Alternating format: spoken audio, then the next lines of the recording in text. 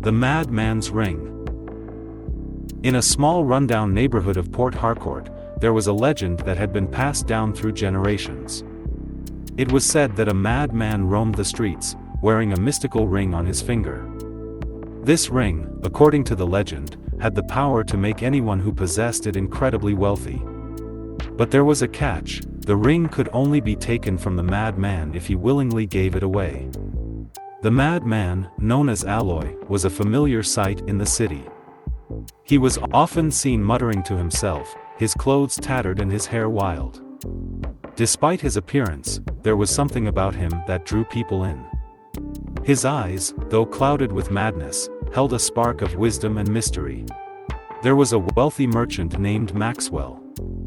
He was known for his cunning and greed. Maxwell had heard the legend of Alloy's ring and saw it as an opportunity to amass even more wealth. He believed that with his charm and wealth, he could easily pursue Alloy the madman to part with the ring. Maxwell approached Alloy with a bag full of gold coins, hoping to buy the ring. "Alloy," he said, "I have heard of your magical ring. I am willing to pay you handsomely for it. This gold can change your life." Alloy looked at the gold and then at Maxwell, his eyes filled with disdain. "The ring is not for sale," he replied. "It cannot be bought with gold or silver. It is meant for those who truly need it, not for the greedy." Maxwell, undeterred, tried to convince Alloy with promises of a better life. But the more he tried, the more Alloy resisted. In the end, Maxwell left empty-handed, his greed having blinded him to the true nature of the ring. There lived a young man named Emeka. Desperate and struggling to survive, Emeka had heard the legend of the ring and saw it as his only way out of poverty. Unlike Maxwell, Emeka decided to take a different approach: he would steal the ring. One night, under the cover of darkness, Emeka followed Alloy to his usual spot under the tree in the park. As Alloy drifted off to sleep, Emeka crept closer, his heart pounding in his chest. He reached out to take the ring from Alloy's finger, but as soon as he touched it, Alloy woke up. "The ring cannot be taken by force," Alloy said, his voice calm but firm. "It must be given willingly, and only to those who are worthy." Emeka, realizing his mistake, fell to his knees and begged for forgiveness. Alloy, seeing the desperation in Emeka's eyes, forgave him but did not give him the ring. Instead, he offered Emeka some advice. "True wealth comes from within," he said.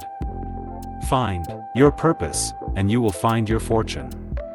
Emeka left the park that night, his heart heavy but his mind clearer. He realized that the ring was not the answer to his problems, and he vowed to change his ways. One day, a young man named Temple heard the legend of Alloy's ring. Temple was a struggling artist, barely making ends meet. The idea of a ring that could bring him wealth was too tempting to resist. He decided to find Alloy and try to get the ring from him. Temple spent days searching the streets of Port Harcourt, asking anyone who would listen if they had seen the madman. Finally, he found Alloy sitting under a tree in a quiet park, talking to himself. Temple approached him cautiously, unsure of how to start the conversation. "Good afternoon, Alloy," Temple said, trying to sound respectful.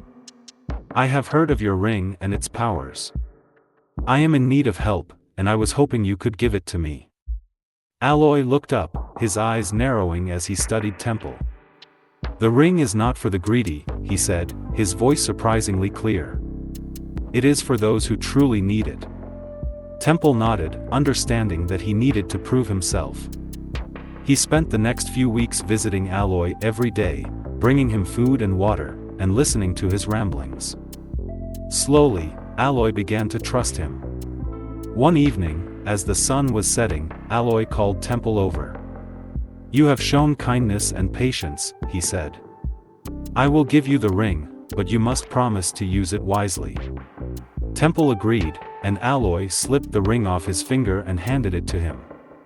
As soon as Temple put it on, he felt a surge of energy and a sense of clarity.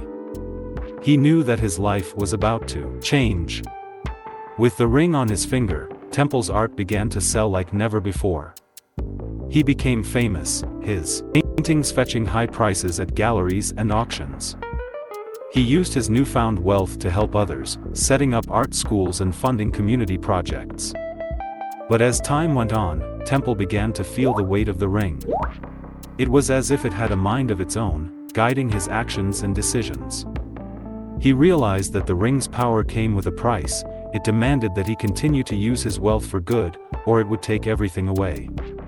Temple accepted this responsibility, understanding that true wealth was not just about money, but about the impact he could have on the world. He continued to use the ring's power to help others, and in doing so, he found a sense of fulfillment and purpose. Years later, as an old man, Temple decided it was time to pass the ring on. He found a young artist, struggling just as he had been, and gave the ring to him, along with the same promise he had made to Aloy.